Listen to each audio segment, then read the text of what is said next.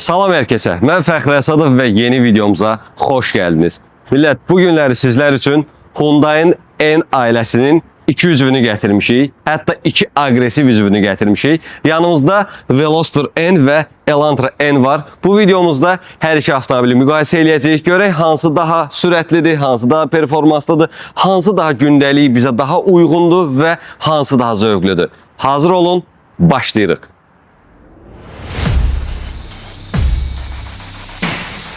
Avtomobillərimizin detallı incələməsinə keçməzdən öncə istəyirəm biraz Hyundai N haqqında sizə məlumat verim. Yəqin ki, biraz məlumatı olanlar artıq bilir ki, Hyundai N BMW'nin M kimi, Mercedes'in AMG'si kimi bir şeydir. Və bunun əsas səbəblərindən birinə gəlməzdən öncə N sözü demeyim, N hərfinin açıqlamasını istəyirəm sizə verim ki, N açıqlamasının əslində 2 forması var, 2 mənası var.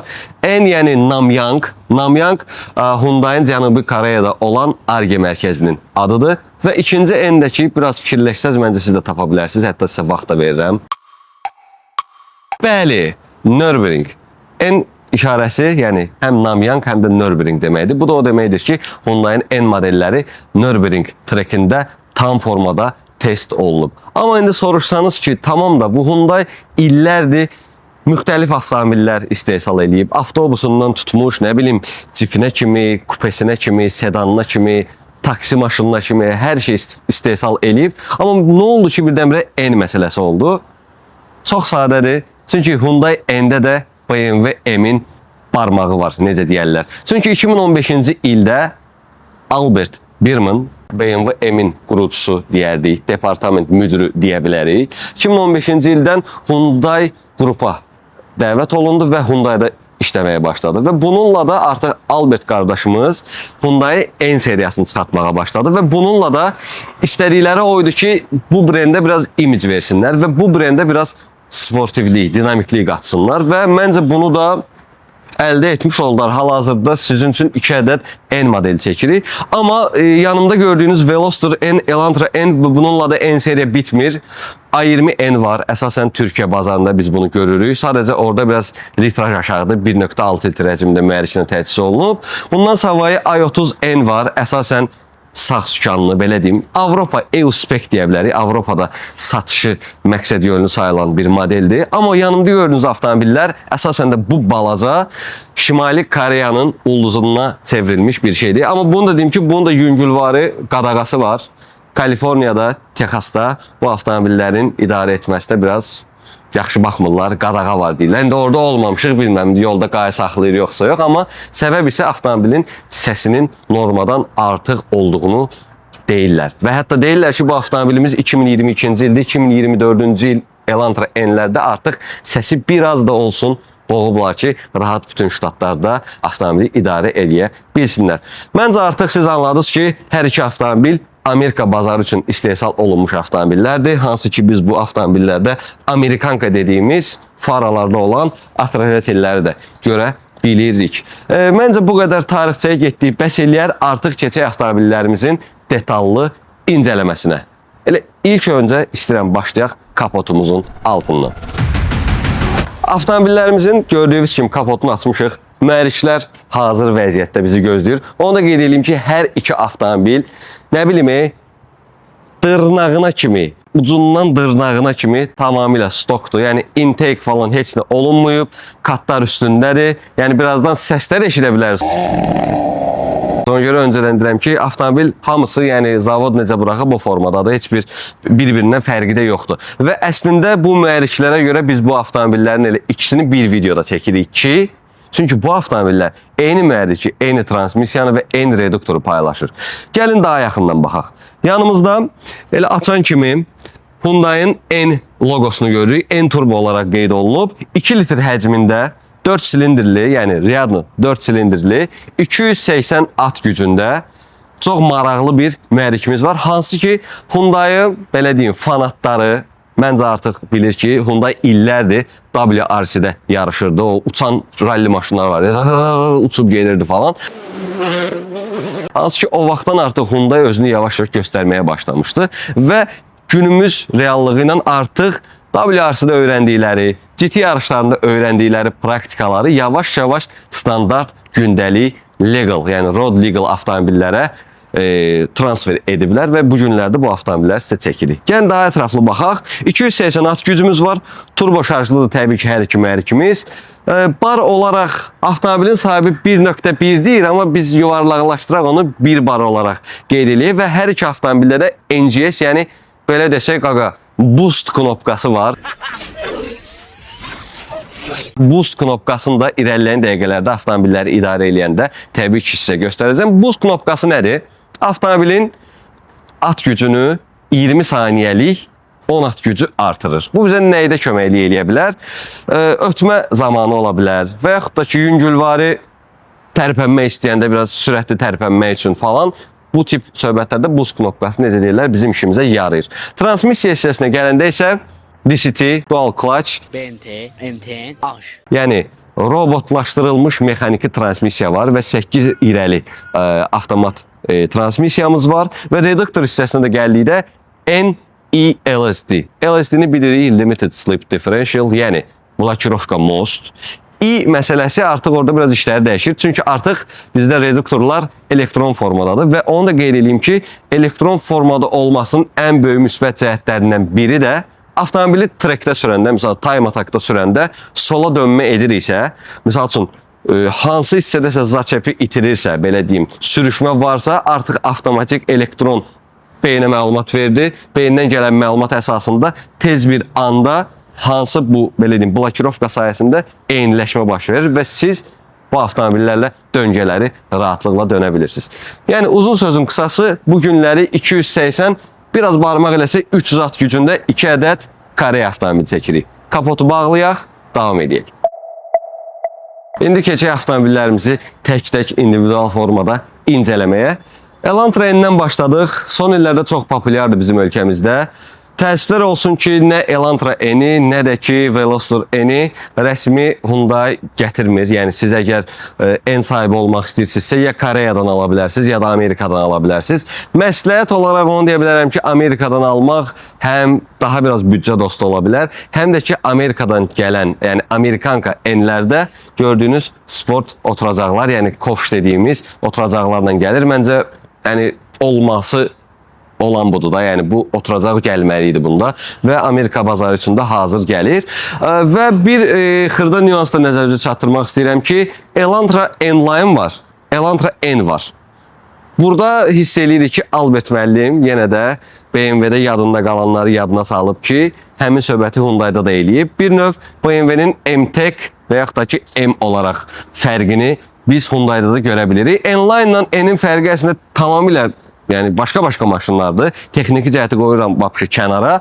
Amma ümumi götürəndə, məsəl üçün, bamperlər olsun, yan padnoşkalar olsun falan, yəni N-Line ilə N-də konkret fərq var. Amma belə oxşar cəhət nə görə bilərsiniz ki, bu qırmızı xətlər N-Line-da da görə bilərsiniz və misal üçün, N-Line-da bu hissədə N-Line olaraq yazılır, amma bugün çəkdiyimiz avtomobil təmiz N olduğu üçün burada artıq gördüyünüz kimi sadəcə N logosunu biz görə bilirik. Amma istəyirəm avtomobilin bir ön hissəsinə nəzər salaq. Ümumiyyətlə bu kuzov Elantraları sevirik. Yəni uğurlu modeldir. Yəni vizual qəşəng, gözəl, yəni bir sözümüz yoxdur.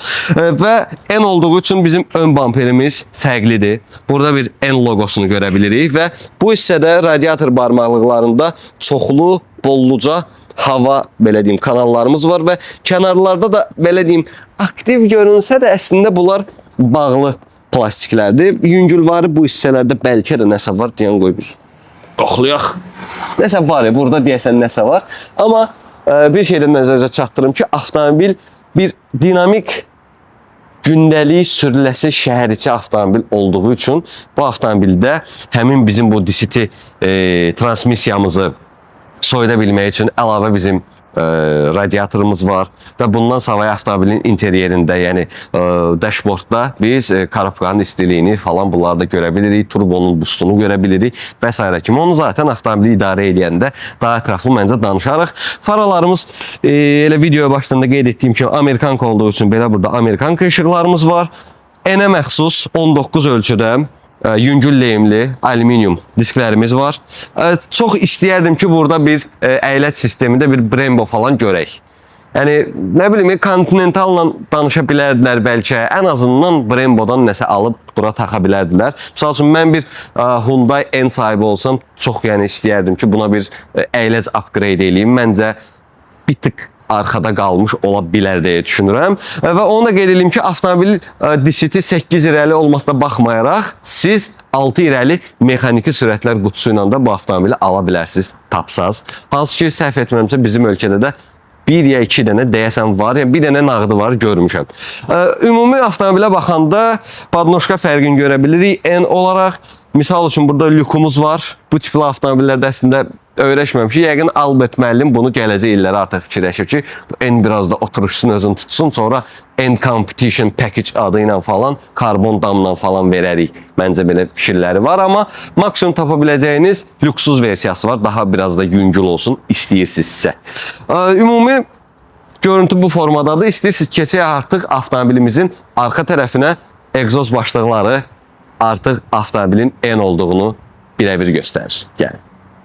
Videonu böldüyümü bilirəm, amma Elantra N, Veloster N fərq etməz. Hər iki avtomobildə eyni məhrik, eyni transmisiya olduğu üçün istədim Zik məhsullarını da sizə təqdim edeyim ki, sırf bu avtomobillərə hansı yağlar tökülməlidir.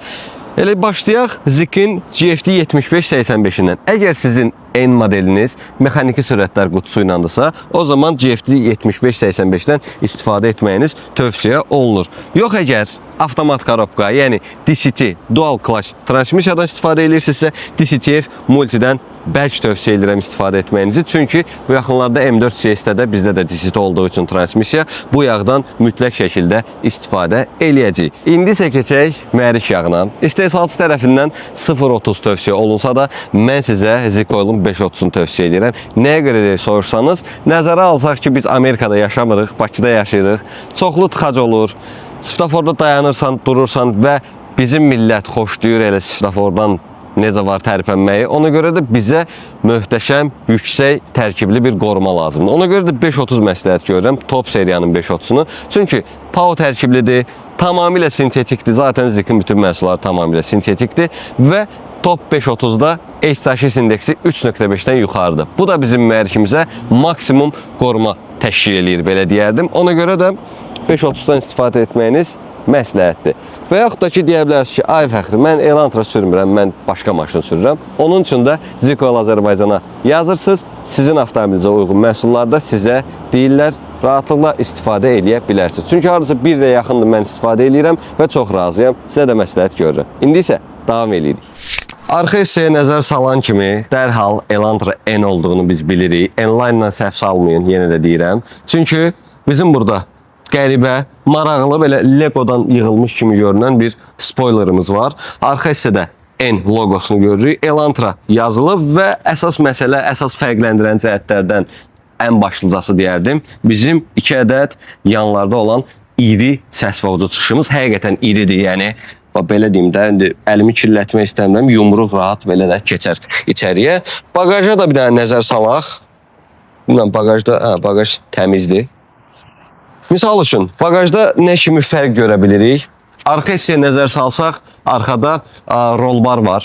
Yəni, biz buna, belə deyim, şasini daha stabil, əsasən də trekdə sürəndə avtomobili lazım olacaq bir rolbarımız var arxa hissəmizdə. Bu, zavod olaraq gəlir, səhv etmirəmsə, bir çox Elantra N-lərdə biz bunu görmüşük. Bagaj həcmimiz isə böyükdür. Bu da o deməkdir ki, və ən əsas nüanslardan biri, Elantra N niyə almaq istəyirəm və yaxud da ki, Elantra ilə Veloster arasında qalmışam deyirsənsə, əgər sənin, belə deyim, bagaj həcminə ehtiyacın varsa, Veloster səndə variant deyil. Çünki Elantra N həqiqətən çox iri bagaj həcmi ilə gəlir. Bunu da demədən keçməyək. Amma indi Veloster'ın da özünə görə bir müsbət cəhətləri var. Veloster çəkəndə də onu sizə ətraflı formada izah eləyəcəm. Və burada təbii ki, biz knopka axtarmırıq. Hyundai'nin məncə artıq bəhanəsi də hazırdır ki, sizə dinamik sport avtomobil çəkmişik. Bunlar hamısı sport avtomobil hazırlamışıq. Bunlar hamısı çəkinə atmaq üçün də, ona görə bizdə bu manual formadadır. Manualı başa düşdüm, amma ey mənim Hyundai əziz qardaş, brother. Bir dənə bir şey ver də, mən tutum buradan. Bu bu değil yani. Buradan tutun bir şey götürmə. Ona görə qalsın bu formada bagajımızı bağlamalı oluruq. Hyundai Elantra N haqqında bu qədər sürüş testləri keçmirik. İstəyirəm Veloster bura gətirək. Biraz Veloster'a vizual olaraq baxaq. Daha sonra interior və sürüş testi. İndi keçirik Veloster N modelinə. Biraz burada bayaq sadaladıqlarımı təzədən sadalamaq istəmirəm. Amma Veloster N-in də özünə məxsus xüsusiyyətləri var. Düzdür, mühərrikimiz, transmissiyamız, reduktorumuz yenə də deyirəm eynidir. 8 rəli DCT transmissiyamız var və aşağı-yuxarı avtomobillərimizin çəkisi də ölçüsü fərqli olsa da bir-birinə çox yaxındır. 1445 kiloqram bizim Elantra N-imizdir. 30 kiloqram yüngül isə bu gördüyünüz Veloster modelidir. Yəni sizə deyərdim ki 30 kilo o qədər də yəni dəhşət bir fərq deyil. Yəni adam birinci düşünür ki bir 100-150 kilo bəlkə də fərq eləyəcək, amma elə deyil. Amma onu qeyd edeyim ki Veloster N almaqdan məqsəd, əgər siz bir cavan, gənc oğlansızsa, hot hatch bir avtomobil istəyirsinizsə, misal üçün Golf R ola bilər, BMW 135 ola bilər və yaxud da ki Seat'ın F-ları ola bilər. Bu tipli bir avtomobil istəyirsinizsə, Veloster N-ə də mütləq şəkildə baxın. Və Veloster N-in çox maraqlı bir fişkası var. Yəni N-i qoysaq kənara Veloster modelinin və hətta mən o commercial videonu heç vaxt unutmuram. Bir dənə o video var. Bəlkə gündüz tapsan qoyarsan. Əzrail gəlir, düşmək istəyir, görür ki, ay bunun tək qapıdır, kupedir, oradan 2 dənə qapısı var falan. Yəni Veloster'ı biz 3 qapılı interesli avtomobil kimi həmişə tanımışıq. Bugünkü avtomobil isə biraz da intereslidir, çünki N versiyasıdır. Amma bir üzücü xəbərlə onu deyə bilərəm ki, 2022-ci ildən artıq Veloster N-in istehsalı dayanıb. Bu pis oldu. Amma Elantra N hələ də davam edir, onu da biləsiniz. At gücümüz aşağı-yuxarı eynidir. Amma bir nüansı nəzərdə çatdırın, Veloster N almaq istəyən varsa buna diqqət yetirsin. Performans deyə bir dənə orada söz var. O performans adamı zibilə salır. Nəyə görə deyirəm? Çünki performans olmayan Veloster N modelində biz həmin bu sport oturacaqları görə bilmirik. At gücümüz biraz aşağı olur. Yəni onun başını buraxın. Yəni alırsınızsa performans versiyasını alın və performans versiyada 19 ölçüdə yüngül lehimli disklər gəlir, hansı ki sadə versiyada səhv etmirəmsə 18 ölçüdə gəlir. Və yenə də N olaraq baxası olsaq, Elantra'da olduğu kimi qırmızı xətlər tamamilə 360 dərəcə bu avtomobilimizdə də var. Eyni ilə ön bamperimiz N-ə məxsusdur, yəni fərqli bir dizayndadır. Yenə burada N loqomuz var. Radiator barmaqlıqlarında bəzi boşluqlar var hava üçün, amma yenə də bu hissələr bağlı olaraq qalıb. İstəsəz, nə bilim, əlavə bir radiator falan, haçansa upgrade falan eləsəz, oranda rahatlıqla aça bilərsiniz ki, avtomobilin ön tərəfi daha rahat havalansın. Amma Elantra'da olduğu kimi bu avtomobildə də mən, misal üçün bir Veloster N sahibi olsam, buna nəsə bir Brembo falan düzüb qoşaram. Yəni mən yenə də düşünürəm ki, əylət hissəsində bir tık geridə qalmış ola bilər. Avtomobillərin sürətlənməsi isə 5.5-5.8 saniyə aralığında dəyişir. Yəni bütün knopkaları basanda bu hissələrə gəlir çıxır. Amma yenə də deyirəm, bu avtomobildə misal üçün 275-280 at gücüdür deyirik. Buz knopkası ilə 10 at gücü də artır, 290 olur. Amma buna bir dənə misal üçün qutu içi intake Cayenne'dən bir filtr qoysaq, düşünürəm ki, bir 10 at gücü falan da oradan alıb 300-ə tamamlaya bilərik. Avtomobilə belə deyim, vizual baxası olsaq, yan tərəfdə padnoşkamızda Elantra-ndə ön hissədə qırmızı rəngdə, amma Veloster-ndə isə arxa hissədə qara rəngdə N logosunu biz bu hissədə də görə bilirik. Disklərimiz yenə deyirəm, N-ə məxsusdur. Gəlin yüngül var da bir dənə belə görüntü verim sizə. Bu kofşlar mənim çox xoşuma gəlir. Yəni, və onu da qeyd edeyim ki, yenə də Amerika bazarı üçün istehsal olunan N modellərində bu sport oturacaqlar gəlir. Yəni, Koreyada tapa bilməyəcəksiniz məncə.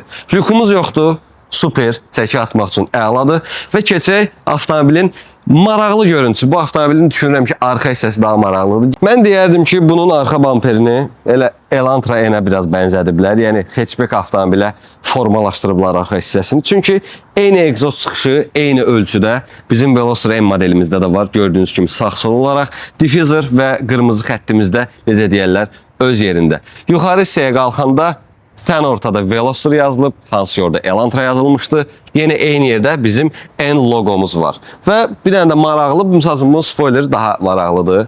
Misal üçün hatchback avtomobillərdə bu tipli spoilerləri mən çox bəyənirəm. Həm də bu, indi belə də deyim, vit üçün də deyil də, yəni sadəcə vit üçün deyil. aerodinamikada da çox, belə deyim, önəmli rolu var. Bagajı açaq. Bagajı çox belə pis yerə qoyublar. Düzdür, əslində dizaynı korlamaq istəməyiblər, tamam da, amma buradan bagaj knopkası, nə bilim, bizim öyrəşmədiyimiz şeylərdir. Arxa hissədə artıq bir hatchback avtomobil olduğu üçün, ara kəsmə olmadığı üçün biz həmin rol barı burada görə bilmirik. Amma yenə də mən düşünürəm ki, bu daha belə də qıvraq bir avtomobildir. Trekdə də özünü daha maraqlı göstərə bilər əslində deyə düşünürəm. Bagaj həcmimiz hatchback avtomobildə olduğu kimi vanna formasındadır, yəni dərin formasındadır. Yəni ümumiyyətlə maraqlıdır və Elantra'da olmayan Veloster'da gördüyümüz bu cib var. Buna sevindim. Bu formada da bagajımızı bağlayırıq. Avtomobilin vizual incələməsini bitirməzdən öncə Veloster'ın fişkasını da sizə göstərim. Şofer tərəfdə, yəni sürücü tərəfdə qapımız olmasa da arxa hissədə bizim belə bir qapımız var. Yəni sağdan baxanda 2, soldan baxanda 1 qapılı avtomobildir. Totalda 3 qapılı qəribə bir avtomobildir.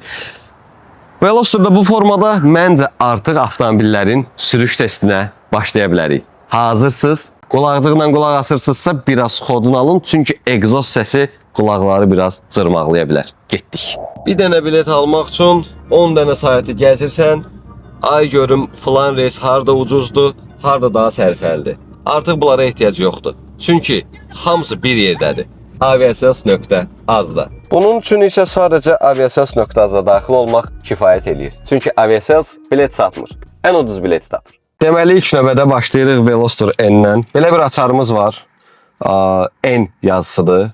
Yəni, çox qeyri-adi bir şeydir deyə bilmərəm. 4 dənə knopka var. Qapı açıb bağlayan, bagaj, bir də siqnalizasiya. Nəsə, bundan çox işimiz yoxdur. Bunu qoyaq. Bura avtomobilimizi işə salaq. Elantra'dan fərqli olaraq burada analog olaraq qalıb bizim priborumuz, spidometrimiz. Ortada monitorumuz var. Bütün belə deyim, xırda məlumatları bilək. 24.099 kilometrdədir. Və burada da iri bir monitorumuz var. Hansı ki, bütün prosedur hamısı buradan olunur. Və tək bundan da bitmir. Bizim sükanın üzərində. Solda da, sağda da N rəngində, yəni bizim kəmərlərimiz rəngində 2 düyməmiz var. Drive mod və N mod. Drive modları biz sükanın üzərindən dəyişə bilirik. Eco var, normal var, sport var. Amma bu sport N'in sportuna aid deyil. Onun üçün artıq belə dalğalı bayrağımız var. Burada yarış bayrağımız var. Ora keçəcəyik. Sükanımız Hyundai'ın amalipestoklu sükandır. Aşağı hissəsində N logotipi var. N logotipini biz çox yerdə görə bilirik. Bizim DCT transmisiyanın başlığında da görə bilirik və avtomobilin çölündə də digər yerlərdə də görə bilirik. Nə xoşuma gəldi? Oturacaqlar. Çünki oturacaqların da üzərində N logosu var və işıqlı logodur. Axşam çox qəşəng görünür. Hətta biraz gün batanda falan da çox ideal görünür, belə deyərdim. N modumuz standart formada, custom formada. Custom dediyin, yəni yenə də burada Albert müəllimin işlərini görürük ki, bu özü bizə görə customize eləyə bilirsiniz. Və burada artıq siz trekə çıxanda bütün məlumatları, avtomobilin RPM-ini, G qüvvəsini, mühərrikin temperaturunu, yağın temperaturunu, yəni su və yağ olaraq 96-95 olaraq, bu da neçə at gücü verdiyini belə desəm göstərir. Custom hissədə isə özünüzə uyğunlaşdıra bilərsiniz. Avtomobilimizdə launch control da var. Onları da eləyəcəyik. Yavaş-yavaş başlayaq. Başqa bir söhbətə keçmişik. Biraz külək səsi gələ bilər bəlkə. Çünki hal-hazırda gördüyünüz qapının pəncərəsi açıq vəziyyətdədir. Deməli, biz en standart modumuza qaydırıq. Hər şey qaydasında. Hal-hazırda M modda gedirik. Pop-bang partlamağı falan hamısı stokdur. Yəni, əsas elə N-in maraq söhbəti, satılma məsələsi, fişkalarından biri də məsələ onun bu yüngülvari egzoz partlaması ilə olmağıdır. Səsi də belə maşallah var, yəni 4 silindirdən nə ala bilirlərsə alıblar, yəni. Hazırsınız?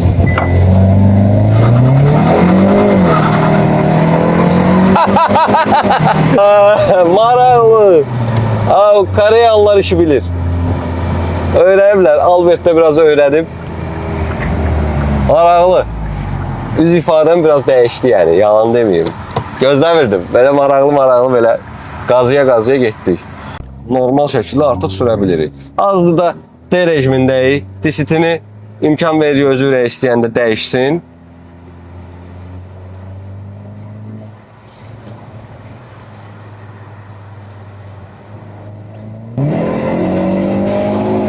Ha, belə tulluyub eləyir. İndi gəlin elə NGS knopkası, yəni boost knopkasında yoxlayaq. Bu bayraqlar deyil. Burada ayrıca bir düymə var onunla bağlı.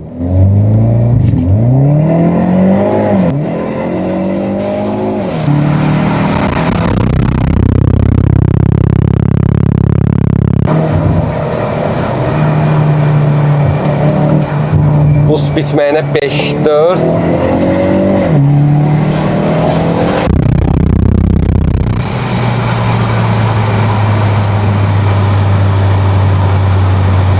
Çox qəşəng. Bir dənə söz deyim. Mənə elə gəlir ki, yəni bu NGS biraz şey olub, nanay olub yəni. Yəni zaten bu maşın qəşəng gedir yəni. O 10 at gücü verəcəm deyə basırsan gedir də zaten bu. 10 at gücünü mən yüngül stage ilə və yaxud da ki yüngül intake ilə falan oynamaqla zaten ala bilirəm. Biraz belə satış, mənə biraz marketing hot kimi gəldi açıq bu NGS söhbəti.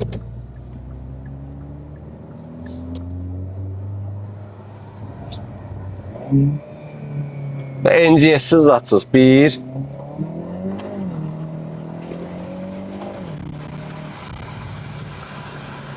Zaten bu gedir yəni. Tam fikirlərimi deməyəcəm. O Elantranı da sürək. Artıq ondan sonra sonda bir sizə deyərəm ki, mənə görə nə necə. Amma bunun analog olmağı xoş gəldi, belə deyim də. Mexaniki belə görünməyə daha xoş gəldi. Artıq Elantranın interyerində əyləşmişik. Belə bir açarımız var. 5 dənə knopkası var. Bunun knopkası biraz çoxdur. Sadəcə fərqi nədir ki, Veloster'ı uzaqdan idarə etmə, yəni uzaqdan işə salma yoxdur. Elantran'da artıq uzaqdan avtomobillə hodlaya bilərsiniz. Nə bilim, siz gəlinə kimi daha tez isinsin falan, amma vizual görüntü plus minus eynidir. Açarı qoyaq yerinə və yenə də Veloster'a bənzəyən bir sükanımız var. Lipistokluğunda sükanı, aşağıda N logosu, yenə də DCT korobkamız, korobka yəni transmisiyeyin olduğu üçün burada da N logosunu görürük. Oturacaqlarımız da prinsip etibarilə eynidir, işıqlı N logolu. Amma artıq burada daha biraz rahatıq, daha gümrahıq, arxa hissələr daha genişdir. Bagaj həcmimiz haqqında artıq mən sizə məlumat verdim. Və priborumuz əsas fərqlənən cəhətlərdən biridir. Çünki orada analog idi, burada digitaldır artıq və 300 km/saatda priborda görürük. İstəsək drive modlarımızı buradan dəyişə bilirik. Sport, normal, eko. Amma yenə də bunların heç birinin N söhbətinə aidiyyatı təbii ki yoxdur. Priborumuz daha böyükdür, yəni monitorumuz daha böyükdür. Veloster'da bir tık elə bil köhnə model kimi də deyə bilərik. Burada daha rahat hərəkətlənir və eyni formada performance options istədiyimiz formada bunları dəyişə bilərik. Launch kontrolumuz var və yüngül də bunu biraz açım. Yüngül var, gedən daha maraqlı verir. Audio sistemimiz Veloster'da Infinity idi, amma burada Bose audio sistemidir. Yəni artıq klass fərqini məncə siz artıq hiss edə bilirsiniz və bu avtomobil sedan olduğu üçün biraz daha premium klasa özlərini verdikləri üçün biraz daha belə də orta yaş üstü insanlar üçündür deyə düşünürəm. Kəmərlərimiz qaradır, Veloster'da göydür. O daha cavan malıdır da belə desək. Və sükanımız deyirəm oxşardır, amma eyni deyil. Burada artıq bizim NGS düyməmiz qırmızı formada belə katapult düyməsi kimi belə görünür və fərqli olaraq da eyni N rəngində iki düyməmiz var, amma burada fərq nədir? Hər ikisində basanda biz M moda keçirik, amma sağdakını basanda Custom 1-ə, soldakını basanda Custom 2-yə keçə bilirik. Custom-da bildiyiniz, yəni özünüzə uyğun formalaşdırmaq Albert Həminin işləri, necə deyərlər. Məncə artıq çox uzatmadan əl eləcəmizi salaq aşağı və Veloster'da launch kontrolla başlamışdıq. Burada yox, biraz qarşıda məncə launch kontrola keçə bilərik, amma bu modu məncə dəyişək, bu standart Elantra çəkmirik də bu günləri. Artıq bizim priborumuz dəyişdi, bir dənə belə alovlar çıxdı, oldu N. Turbonun barını görürük, yenə suyu, yağın temperaturunu görürük. TPS-in, yəni qaz zaslonkanın neçə faiz asıldığını görürük və bir də maraqlı nədir? Çox güman Veloster'da da var, onu qardaş prosta qoymamışdı. Brake press, yəni tormuzu hansı bar gücündə bastığınızı da siz görə bilirsiniz. Mən çox xoşlayıram bu multifunksiyonallığı, çünki xəbərimiz olsun da qardaş, bütün bu rəqəmləri görək. Və onu da qeyd edim ki, turbonun barını həm bu monitorda, həm də biz sürətlər panelində də eyni ilə görə bilirik.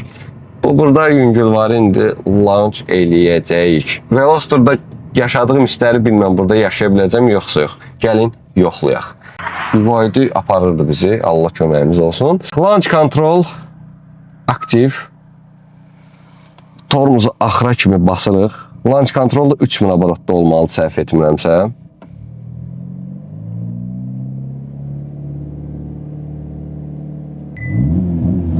Budur da bəs. Hazırsınız?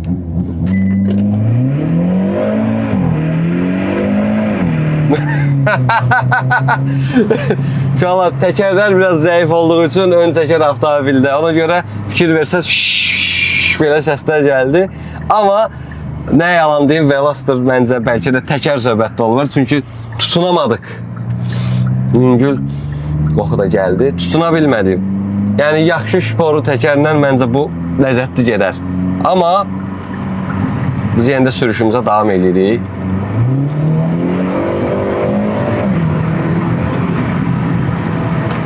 Uşaqlar, qəşəng vurmağı var ha. 2-dən 3-ə, 3-dən 4-ə. Məncə elə bu DCT-nin əməlləridir. Çünki DCT artıq bu işdə öz sözünü deyib ki, yəni qardaş biz buradayıq. Qəşəng, downshiftləri də var özünün. Getdik.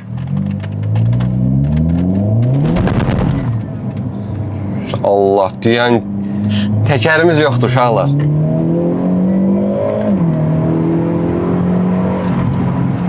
Qorxdum, mən dedim most çıxdı, nəsə oldu. Ayda. Uşaqlar, yerindən eləyə bilmirik, təkərimiz zəifdir. Elantra en sürənlərin bir fişkası da var ki, deyilənə görə arxa oturacaqları yendirib sürürlər ki, egzostun səsi salona daha çox versin. Amma qəşəng tullanmağı var yəni. Uşaqlar, maraqlı maşındır. Bir şey də nəzərinizə çatdırım ki, bu avtomobillərdə belə bir xüsusiyyət var və onu da deyim. Misal üçün, siz 95 benzinlə sürürsünüz, avtomobildə benzin keyfiyyətini ölçən bir sistem var. Hansı ki 95 ilə sürəndə sizə maksimum 1 bar verə bilir, 1-1 də verir. Amma siz misal üçün 98 super oktanlı benzindən istifadə edirsiniz və avtomobili Elantra'ya sürənlər yoxlaya bilər. 70 mile hardasa 110, 120, 115, 120. Cruise control 70 mildən sürürsüz, heç olmasa 6-7 dəqiqə sürməlisiniz ki, artıq həmin məsələ benzin keyfiyyətini ölçən sistem ölçür, görür ki, daha yaxşı keyfiyyətli benzindir. Biz ona görə biraz da barı qaldıra bilərik və o zaman 1.2 barda avtomobili idarə edə bilirsiniz. Hal-hazırda artıq super benzinə formalaşmış bir Elantra N avtomobili çəkirik, yüngülvarda qazlayaq. 1-2-ni gördüm.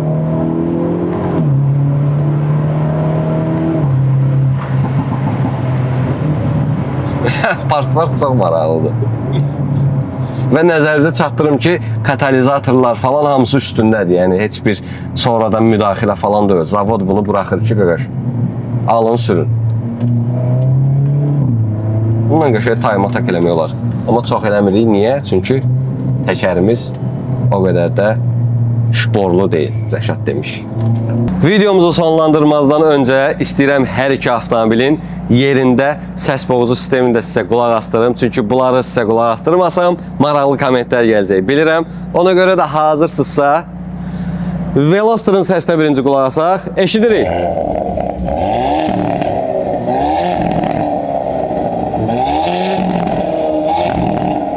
Qəşəng vurur. Əla. Qəşəng vurur ha. Qəşəng vurur. İndi Elantranın da səsinə qulaq asacaq. Elantra, eşidirik səni. Bu da vurur ha. Qəşəng vurur. O Redline deyəndə çox maraqlı vurur. Uşaqlar, indi mənə sual verə bilərsiniz ki, Fəxri, hər ikisini sürdün, hər ikisini bizə göstərdin. Sən seçim arasında qalsan hansını seçərdin? Bu biraz çətin sualdır əslində. Çünki hər ikisi N ailəsinin aqressiv üzvüdür. Ona görə də ikisinin də səsi maraqlıdır. İkisi də eyni mühərriki, transmissiyanı, bla bla bla bla bunları paylaşırlar. Bir dənə bizim burada fərqimiz nə qalır? Fərqimiz odur ki, hər iki avtomobilin dizayn fərqi var və işə yaramaq məsələsi var. Belə bir şey deyə bilərəm. Əgər siz subaysızsa, trekdə falan daha çox vaxt keçirirsinizsə, Veloster maraqlı seçimdir. Yəni belə deyim, daha biraz cavan malı, tələbə üçün falan bu formada. Amma əgər siz artıq işiniz, gücünüz, belə deyim, bir 30-a yaxın yaşınız varsa və yaxud 30 plus bir şəxsizsə, Elantra məncə sizə daha uyğun olar. Çünki ailəliklə də harasa gedə bilərsiniz. Arxa hissə çox genişdir, bagaj həcmi ondan da rahat və genişdir. Ona görə də artıq seçimi sizə buraxıram. Ona görə də öz fikrinizi şərh hissəsində qeyd eləyin, zəhmət olmasa. Bizim videomuz bu qədər idi. Zəhmət olmasa səhərdən çəkirik. Videomuzu bəyənin, kanalımıza abunə olmayanlar çoxdur. Abunə olun, bu tipli videolar elə ən birinci sizin qabağınıza çıxsın. Özünüzə yaxşı baxın, sağ olun, salamat qalın. Uşaqlar, gedin, tərpənin.